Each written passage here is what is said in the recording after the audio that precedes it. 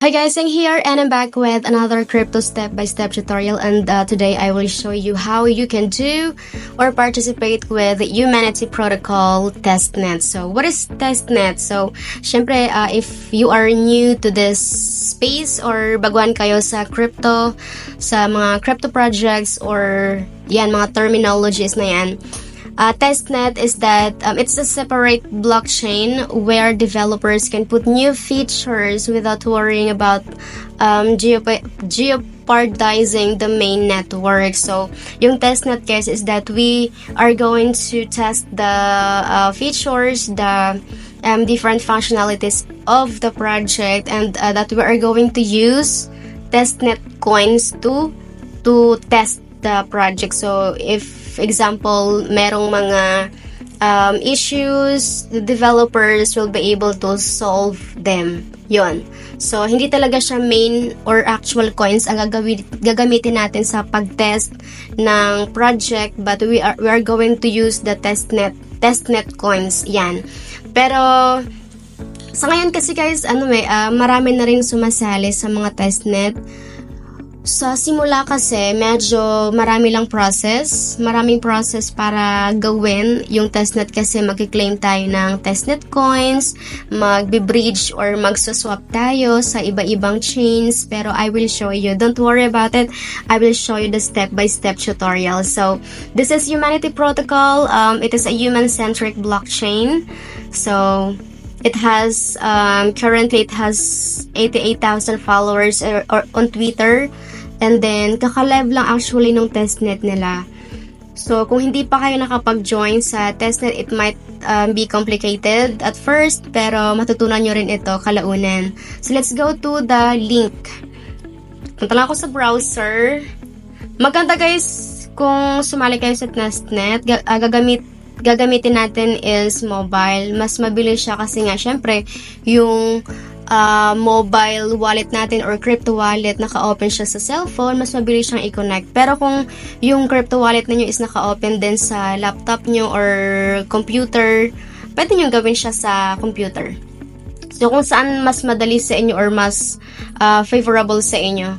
So, i-paste ko lang yung link ng testnet ni Humanity Protocol. What we're going to do first is, syempre, magsa-sign up tayo ng account, diba? So, wala pa naman tayong account. Ayan, you're in a virtual queue to claim the ID. There are 7 users waiting ahead of you. Your wait time will be around less than a minute. It is your turn. So, maraming gumagamit ngayon guys. Pero yan, nasa waiting line naman tayo na. Human layer for Web3. Yan, ito yung mga features ni Human Protocol.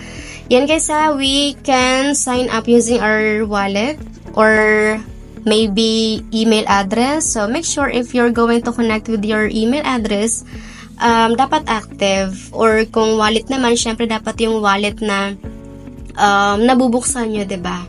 So, I will try to sign up using my wallet. So, connect ko lang yung wallet ko. I'll choose wallet connect and then BitGet. Since I usually use my BitGet wallet, mas mabilis siyang buksan kasi, I will choose BitGet wallet to sign up. Pero pwede rin kayong gumamit guys ng Trust Wallet or MetaMask, yan, kung anong wallet meron kayo. Pero right now, I will use BitGet. So, click it.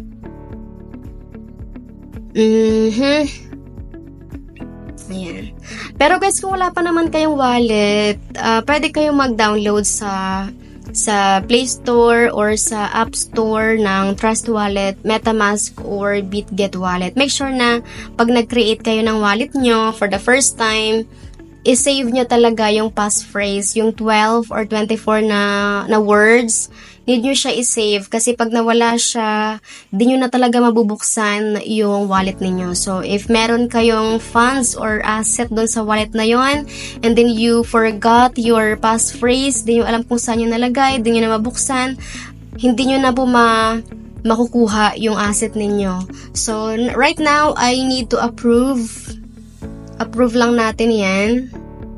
Oops. Wait lang natin. Ayan. So guys since naglo-loading pa naman siya ngayon, oops.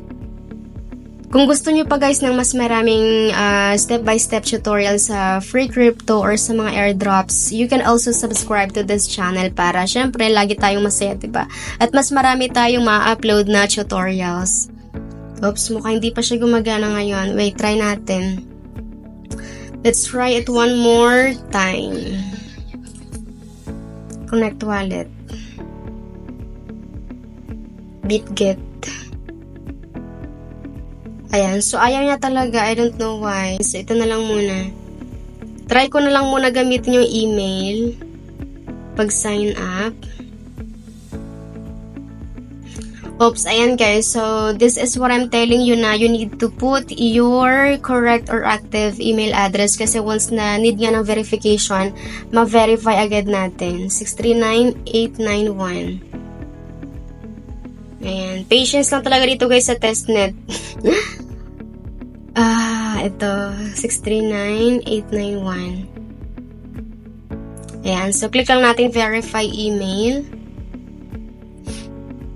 Ayan. And after that guys, kailangan, ayan, email verified. You can close this window. Uy. Ayan na siya. Next daw, so once we verified our email address, we need to choose a name for your human ID. Yang. Kailangan daw 5 to 20 characters. Yang. Ayan, so yang na lang, hindi. Ayan guys, kailangan nyo, parang username na din siya. And then who invited you, automatic na nalagay yung referral. Next, after that guys, pag naka-check naman na lahat, i-click nyo lang yung next. And then first name. What's your first name? Email address. Yan. After that, i-next nyo lang. Loading your profile. And guys, so if you want to connect your social media accounts, i-click nyo lang yung logo dito sa taas. And then yan, i-click nyo lang yung, for example, yung Twitter. Yan. So, dito guys, kasi sobrang dami ng social accounts dito. Pero if you don't have like GitHub, it's okay na to connect it. Pero kung meron naman kayong social media accounts like Twitter, Google, or Discord, i-connect nyo na lang much better. So, try lang natin yung Twitter. Yan. Authorize nyo lang yan para ma-connect. Oops. Ayan, connected na siya. And then, Google naman. Yan. Piliin nyo lang yung email address na naka-open na sa Google account nyo. Siyempre, dapat yung active. And then, Discord, Telegram muna tayo. Medyo mabagal yung Discord. Sa Telegram naman, mabilis lang siya. Kailangan pang i-open. So, cancel ko muna siya for now kasi medyo tatagal tayo. Ayan na guys. So, I will do the other accounts later na lang. I will connect them later. So, next naman guys, let's go to dito sa dashboard natin. So, right now, I have 250 na RWT tokens. Pero, ito guys naman, daily naman siya. So, if you visit the site, daily you can claim yung daily rewards na 250 na token. So, may bilang lang din siya after 13 hours. Pwede na ako makapag-claim ulit. Pero, malalaman nyo naman guys kung claimable na kasi yung button dito, yung claim daily reward na button, magkukulay green siya. And then, pag nag-green na siya, i-click nyo lang para maklaim yung token at mapunta siya dito sa total balance nyo. Yan lang muna guys for now kasi yung swapping, yung faucet, yung pag-claim ng test ni token sa faucet, and then yung PAM ID, hindi pa siya live. Maybe this week or next week pa siya mag-o-open. So, I will also show the tutorials for those tasks naman if available na. So, and if you guys want more crypto airdrops with step-by-step tutorial, you can also subscribe to this channel. And I hope to see you on my next videos. Thank you so much for watching. Bye-bye!